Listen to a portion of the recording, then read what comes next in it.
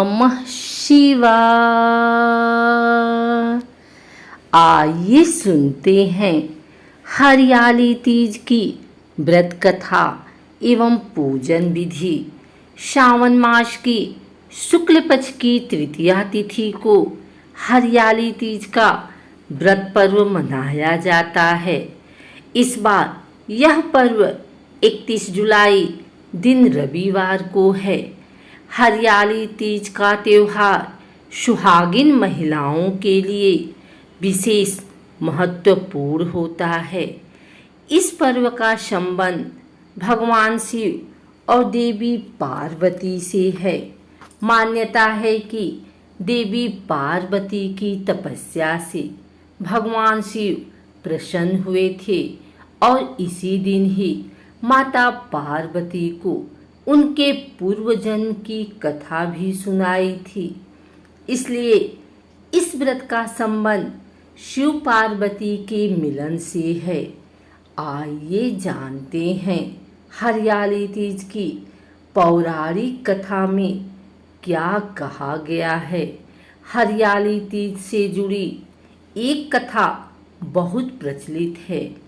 एक समय की बात है, माता पार्वती अपने पूर्वजन्म के बारे में याद करना चाहती थी, लेकिन उन्हें कुछ याद नहीं आ रहा था। ऐसे में भोलेनाथ देवी पार्वती से कहते हैं कि हे पार्वती, तुमने मुझे प्राप्त करने के लिए 107 बार जन्म लिया है, लेकिन तुम मुझे पति रूप में न पा सकी। लेकिन 108वें जन्म में तुमने पर्वतराज हिमालय के घर जन्म लिया और मुझे वर रूप में प्राप्त करने के लिए घोर तपस्या करने लगी। भगवान शिव कहते हैं कि हे पार्वती, तुमने अन्न जल का त्याग कर पत्ते खाए और सर्दी गर्मी एवं बरसात में हजारों कष्ट सहकर अपने व्रत में लीन रही।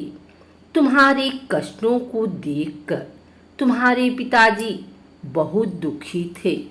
तब नारद मुनि तुम्हारे घर पधारे और कहा कि मुझे भगवान विष्णु ने भेजा है।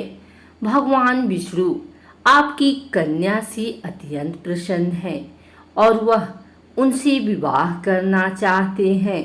मैं भगवान विष्णु का यही संदेश लेकर आपके पास आया हूँ। नारद जी के प्रस्ताव को सुनकर पार्वती के पिता खुशी से भगवान विष्णु के साथ विवाह के लिए तैयार हो गए। नारद मुनि ने भी भगवान विष्णु को यह शुभ संदेश सुना दिया, लेकिन जब यह बात पार्वती को पता चली तब वह बहुत दुखी हुई। पार्वती ने अपने मन की बात अपनी सखी को सुनाई। तब सखी ने माता पार्वती को घने जंगल में छुपा दिया। जब पार्वती के गायब होने की खबर हिमालय को पता चली, तब उन्होंने खोजने में धरती पाताल एक कर दिया, लेकिन पार्वती का कहीं पता नहीं चला, क्योंकि देवी पार्वती तो जंगल में एक गुफा के अंदर रेत से शिवलिंग बनाकर शिव जी की पूजा कर रही थी। शिव जी ने कहा, हे पार्वती, इस प्रकार तुम्हारी पूजा से मैं बहुत प्रसन्न हुआ और तुम्हारी मनोकामना पूरी की। जब हिमालय राज गुफा में पहुँचे तब तुमने अपने पिता को बताया कि मैंने शिव जी को पति रूप में चयन कर लिया और उन्होंने मेरी मनोकामना पूरी कर दी है। शिव जी ने मेरा वरण कर लिया है। मैं आपके साथ केवल एक शर्त पर चलूंगी कि आप मेरा विवाह भोलेनाथ से करवाने के लिए तैयार हो जाएं। तब हे पार्वती, तुम्हारे पिताजी मान गए और विधि विधान सहित हमारा विवाह हुआ।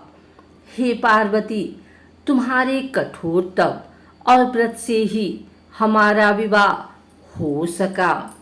भगवान शिव देवी पार्वती से कहते हैं, हे पार्वती, इस हरियाली तीज को जो भी निष्ठा के साथ यह व्रत करेगा, मैं उसको मनोवांछित फल प्रदान करूंगा।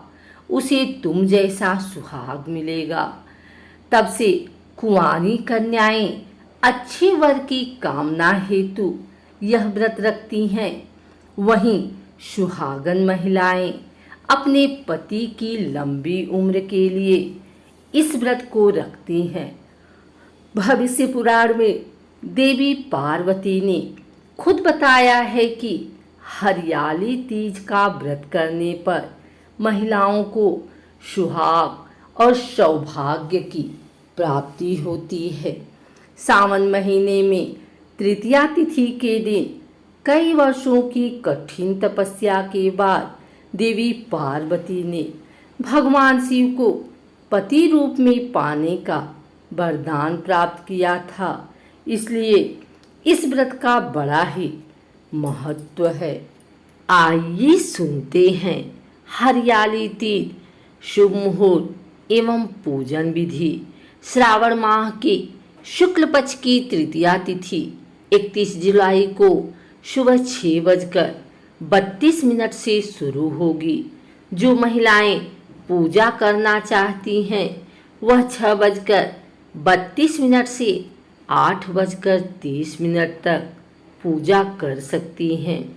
इसके अलावा प्रदोष काल में पूजा का मुहूर्त शाम के 6:33 से रात 8:50 तक रहेगा। हरियाली तीज के दिन महिलाएं साज श्रृंगार करके हाथों में मेहंदी लगाकर झूलों पर सावन का आनंद लेती हैं। जिस विवाहित महिला का पहला तीज व्रत होता है वह ससुराल में नहीं रखा जाता बल्कि मायके में रखा जाता है।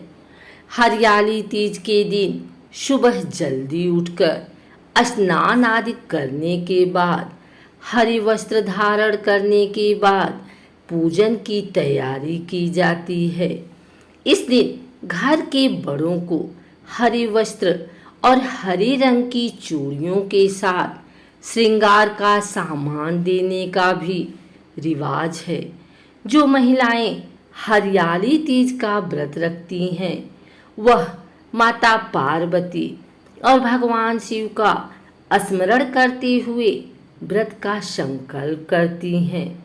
अगर कोई महिला व्रत नहीं रखती है तो वह सिर्फ माता पार्वती और शिव का पूजन कर ले तो उसका भी बड़ा महत्व होता है। पूजा में भगवान शिव के धतूरा, बेलपत्र, सफेद फूल आदि चढ़ाएं। इसके बाद माता पार्वती को श्रृंगार का सामान चढ़ाएं। अगर आप हरियाली तीज के व्रत रखती हैं तो भगवान शिव और माता पार्वती का ध्यान करते हुए व्रत का संकल्प करें। अगर आप व्रत नहीं कर पा रही हैं तो इस दिन श्रद्धा के साथ माता पार्वती और शिव का पूजन करें। माता पार्वती का पूजन करते समय अपने सुहाग की दीर्घायु की कामना करते हुए व्रत और पूजा करें। मान्यता है कि इस दिन भगवान शिव ने माता पार्वती को अपनी पत्नी के रूप में स्वीकार किया था। इसलिए सुहागन महिलाएं व्रत को खास मानती हैं। इतना ही नहीं, कुंवारी कन्याओं के लिए भी इस व्रत का विशेष महत्व होता है। कुंवारी कन्याओं को इस व्रत को रखने से अच्छा वर मिलता है।